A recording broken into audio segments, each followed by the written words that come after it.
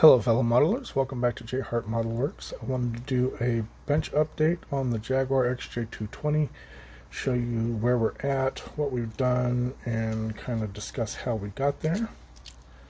And here we are.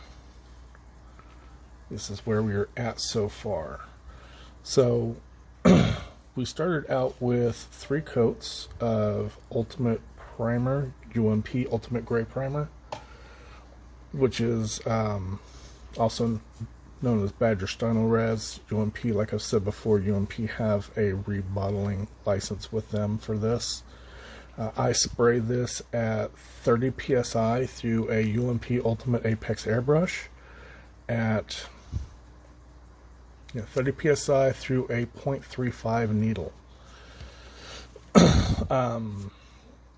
After the primer, I usually do about 10 minutes. I'll do a coat, I'll wait about 10 minutes, do another coat, wait about 10 minutes, do another coat. I'll wait about an hour, sand that smooth with 3000 grit Tamiya sanding sponge. And then we go on to our color coats, which we did 3 coats of Zero Paints Verde Zeltwood Metallic Green. This is a Ferrari color, but it's a really gorgeous color. And I had 3/4 of a bottle left after doing a Hasegawa 328 GTS. So I figured I would reuse this, and honestly, I still have at least 1/3 of the bottle of that left. I mean, that's just how far that stuff goes. That was sprayed at 20 psi, or 18 to 20 psi through the same airbrush, same needle, 0.35 needle. After that, we did about 5 coats of the Ferrari green. 10 minutes between coats. I waited about an hour for that to cure off, and not really cure off, but to flash off. And then I went and did 3 coats of the Zero Paints Diamond Gloss 2K Clear. I mix it differently though. Zero tells you to mix it 2 parts clear to 1 part hardener and 10% thinner. I do 2 parts clear, 1.5 parts hardener, and do probably 10 to 15% thinner, and I may even add some more on that final coat just to get it nice and smooth. For the most part, this is not sanded and polished, with the exception of this area here, because I had some dust, and this area back here I had some dust in as well. So let that sit and cure for about 3 days, and that is where we're at. Once that cured, I went and did some of the side stuff here. The locks, the door locks are Vallejo acrylic silver, and against this green, that's such a dark green, it looks almost white.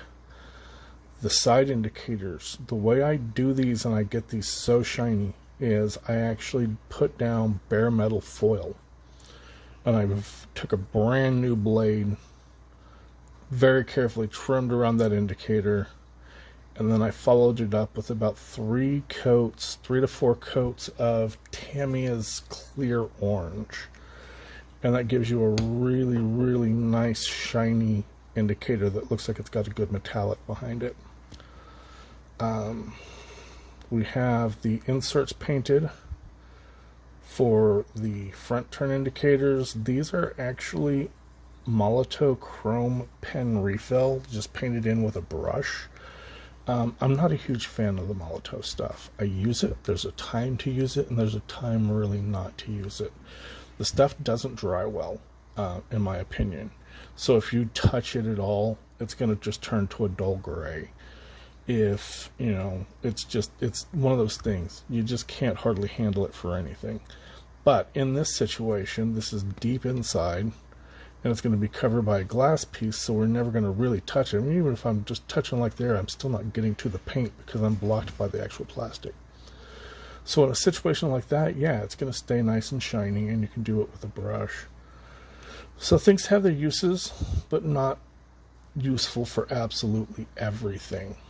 During my unboxing, I talked about these headlight covers and how they're supposed to pop up and down, and we were going to see how well that works. Well, that works really, really well. Usually stuff like pop-up or pop-down headlights are really gimmicky, and they just don't quite work well, but this works fantastic. There's just a little kind of lever in there that pushes them back up, and then they pretty much hold in place until you put some pressure on them, and they just popped down with very little friction. The headlights themselves, again, I put some bare metal foil in the buckets before I glued them in place, and I trimmed around the circles where the round headlights would go, and then glued the headlights in with some Bob Smith Super Gold Plus. This is a CA glue that is formulated for clear parts. It doesn't haze them as much. Every now and then I'll have a problem with it. I try not to get any on the glass if I don't have to, but it doesn't haze it up and turn it all foggy. It's a little bit of a stronger bond than white glue, so I like it for that. The top and the front grille are in Tamiya's lacquer paints. They're LP5 semi-gloss black. It's a beautiful semi-gloss, really smooth. Comes up with a really, really smooth texture, and it's not super shiny. Some of the semi-glosses come out just a little too shiny for my taste. This isn't quite a flat, but it's much closer to flat than it is to gloss. Then we have our Bpillars, which literally were sprayed just 10 minutes ago with Tamiya LP1 gloss black. The LP paints, the Tamiya LP paints, are not readily available in the United States right now. I've checked with Hobbytown USA. They're like, we don't know if we're going to get them at all. We've never heard of them. Matt Bowl, who runs Hobby World USA, has a placeholder for them on his website, but he doesn't have any products listed. I've been getting mine from a company in Canada called Sunward Hobbies. That's SUNWARD, Sunward. They ship to the US. They have all the paints, they have the thinners and everything that you need. So it comes in a 10 ml bottle like this. I get mine. I also buy 60 milliliter glass Boston bottles off Amazon. And what you're going to do is you're going to take and you're going to mix. For the gloss, you want to use the lacquer thinner with retarder. For the matte, for the gloss or the semi-gloss, and for a matte paint, you'll want to use the one that doesn't have the retarder type. And what I do is I take and I will empty one of these into one of these bottles, sometimes two of these. Like for something I use a lot, like a LP5, the semi-gloss black, I will use a lot of semi-gloss black, so I buy 2 or 3 bottles at a time. So I'll take one of these, I will empty it completely into this bottle, as much as I can get out of it. I will then take and I will fill this back up with thinner right up to about the bottom of this neck area. And I'll just shake it up. I'll get one of these stir sticks, the Tamiya stir sticks, or a brush. And just get in there and swirl and get all the paint that I can mixed up into the rest of that thinner. I'll pour that in there, and you have a 60-40 thinner to paint mix, which is perfect for spraying through the airbrush at 20 psi. On top of that, you end up with a perfectly clean bottle. I now have like 6, I probably have 20 of these. And I know Hobbytown would charge you $2 for an empty Tamiya bottle. Now you've got bottles for mixing custom paints in. So yeah, Sunward Hobbies is where I'm getting them. They have a minimum purchase of like $15 to $20, but that's not hard to do, especially if you're first starting out, because you got to buy the thinner. The thinner's like a container of thinner is like $10 or $12. but the jars of paints are like three to four, and it's great paint. It's really good stuff. Like I said, this was painted maybe 10 to 15 minutes ago. It's already touched dry. I would probably wait about 30 minutes before I sanded it if I was going to. I'm not going to. I mean, it just came out perfect. So that's where we are. Something I've been thinking about with this kit is wheels.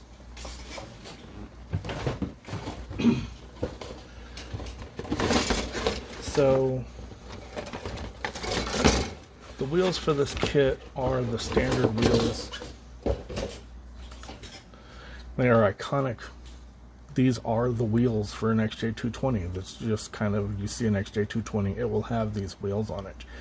And they're not bad. They're really, really nice, clean, molded wheels.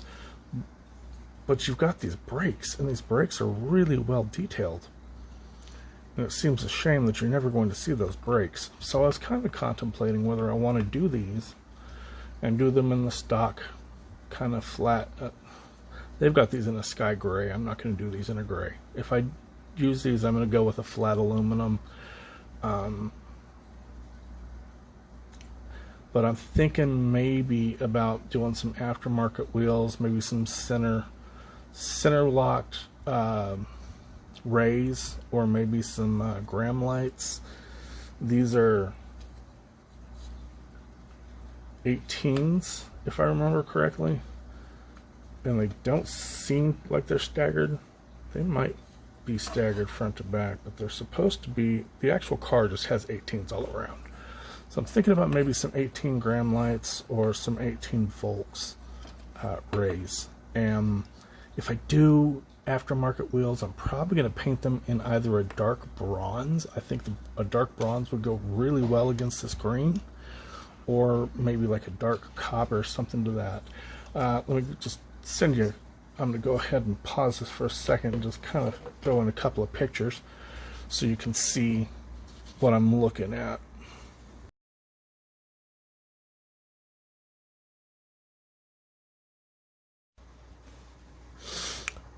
Okay, so those are the wheels I'm looking at, maybe doing. Turns out only the rays, the Volks Racing rays, were center lock. The gram lights were not. I don't know. I do a lot of aftermarket wheels, so I will probably just stick to the original wheels that come in the kit. As I said, those are really iconic wheels for this car. But let me know. What do you think? Should I go with the aftermarket wheels, or should I go with the kit wheels? Let me know in the comments below. Something else I wanted to go over real quick are these metal transfers for the Jaguar logo. Full focus, there we are. Now, I have a love-hate relationship with these things. If you get them on, and you get them on straight, they are absolutely beautiful. I, however, in the process of putting them on the first time, lined everything up, went to put them down, and my cat jumped on my desk, and I dropped the entire thing, and I had to pick them up. I had to clean the dust and the hair out of them, and when I put them back on, they were not lined up right. So I had to take a toothpick and nudge all the letters to get them spaced out properly, but get them in the right place. And the adhesive on these metal transfers is not the strongest stuff in the world. I knocked this J off 3 times. I didn't knock it completely off, but I knocked it sideways and had to reposition it, and would do something else, knock it sideways, reposition it. And I finally decided to put an end to that. And the way I did that was I masked off these 2 side panels. I masked off the top with some Tamiya tape, so that all I had was this center panel exposed. And then I went out with some Tamiya LP 9. This stuff sprays so much nicer than the X22.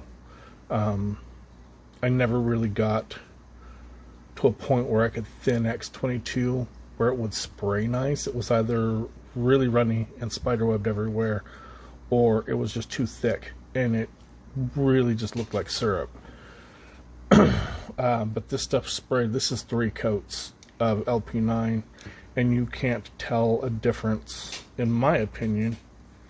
You can't tell a difference between where the 2K is sprayed and where the LP9 is sprayed on top of it. But that LP9 just goes over and creates like a coating over it that locks those back in place. And I find that if you go over these with a clear but not too much clear, it makes them less likely to bump off. So yeah, that's where we're at. That's what we have. I think it's come out really nice. If you've enjoyed the video, hit that like button. If you're not a subscriber, consider subscribing.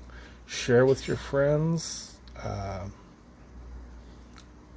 Comment in the section below. Help me get the YouTube video algorithm gods to notice us and move us around so we can get some more visibility. Thank you very much and have a great day.